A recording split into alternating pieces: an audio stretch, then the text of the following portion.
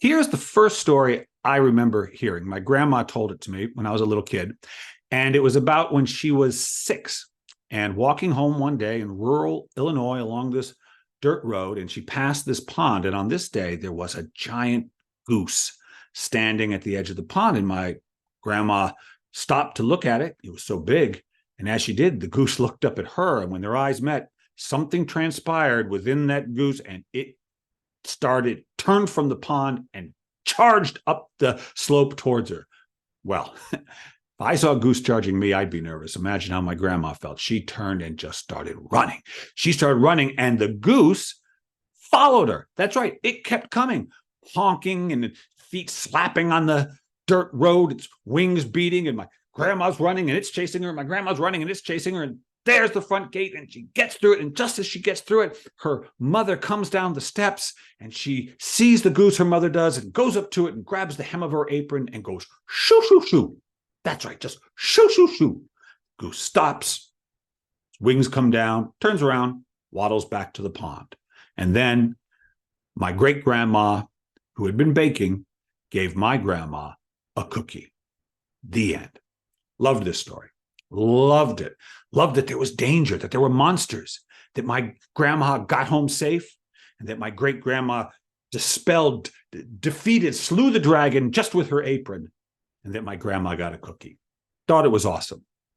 But that is not the only way my grandma could have told this story. She also could have said this. She could have said, now listen, Billy, I have a very important story to tell you. So listen close. When I was a little girl, 6 years old, I'm walking home, and I passed this pond, and on the pond, by the pond, is this giant goose, big goose. And so I was curious. That's all, just curious. And so I stopped and I looked at the goose. And when I looked at it, it looked at me. And for no reason whatsoever, again, I wasn't doing anything. I wasn't throwing rocks at it. I wasn't waving a stick. I just looked at it. Well, that was all it took. And next thing I know, it's coming up at me. And you don't want to tussle with a goose. They can be mean. They can be vicious. And so I turned and ran, and I started running down that road away from it and figuring it would leave me alone. But no, it kept chasing me again for no reason. Now it's chasing me, and I'm looking back at it, and it's running along, and it's pounding its feet, and its black little evil eyes glaring at me. And I'm running, and I get through the front gate of my house just as my mom comes down from the steps, thank God, and she shoos it away, and she gives me a cookie.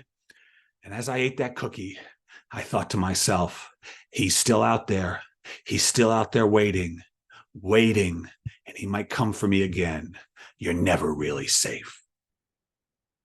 Okay, different story, but same events. See, every story you ever tell has 3 narrative arcs. The first arc is the physical arc, which is what happens. Both stories, the physical arc is the same. My grandma's walking home. She sees the goose chases her. My grandma gets home. Her mother shoos it away, and she gets a cookie. The end. That's the same physical arc. The second arc is the emotional arc. Very important. My grandma is feeling calm at the beginning. She's just walking home, sees the monster, sees the goose. Now she's scared. Now she's really scared. And then she gets home, and she's safe again. Sort of, but at least for the moment, right? In the second story, but both of them have the same arc. Calm, danger, safety.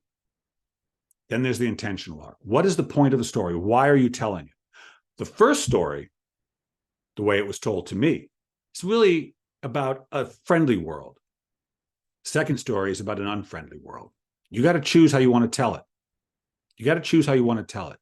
And if you're a writer, the most important thing you can know about your story is its intentional arc. You may not know it immediately, and often we don't.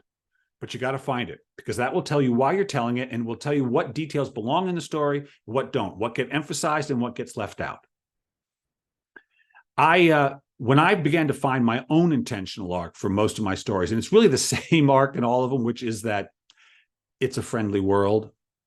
That's what the story I am always telling, but that's my story, and it helped me tell my stories, but that is mine. That is mine.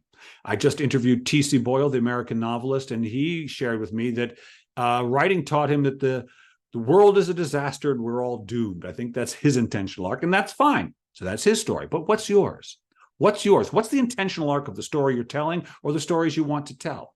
Now, if you don't know what that is, think about the stories you've read or seen or heard, the ones that left you somewhere that you appreciated, that you thought about afterwards, that you felt satisfied by.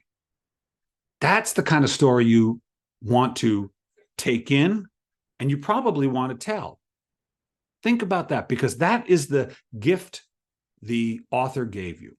And so if those are the kind of stories you like, then that is the gift that you want to receive, and also the gift you want to give. That's the intentional arc. Thanks for watching. As always, hit subscribe so you won't miss a dose of inspiration and information. And if you like it, say so. This is the internet. That's what we do. We leave our opinions, and it's all right. I want to hear from you. So until next week, this is Bill Kenower. Stay fearless.